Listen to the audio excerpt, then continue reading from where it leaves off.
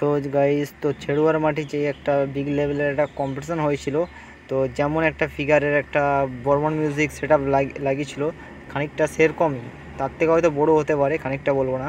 তো বিগ লেভেলের একটা সেট আপ লাগাতে চলেছে, সেটা হচ্ছে নাড়াজোলে। তো তোমরা সবাই জানো। আর আগের লরিতে আছে, দেখতে পাচ্ছ, ওগুলো 2 এর ব্যাস আছে, 21 ইঞ্চি 2 এর ব্যাস। তো গাইস, তো এই ধারে আছে ট্রাক আসছে, ট্রাকে করে বক্স নিয়ে যাওয়া আছে, বক্স টিউটার আর সবই নিয়ে যাওয়া আছে।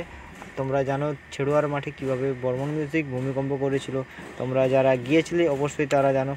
আর তো ছেড়ুয়ার মাঠেরই একটা ভিডিও আপনাদের কাছে তুলে ধরছি, কীরকম একটা প্রেসারে বাজেছিল ওখানে, এটা অ্যাকচুয়ালি ভূমিকম্প করে দিয়েছিল যাকে বলা যায়।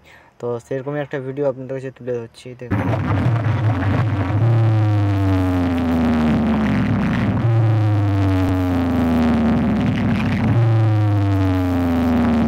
আর বেশি ভিডিওটা লং করছি না, আর থেকে 1-1.5 কিলোমিটার দূরে ডিজে সার্জেনদা আছে।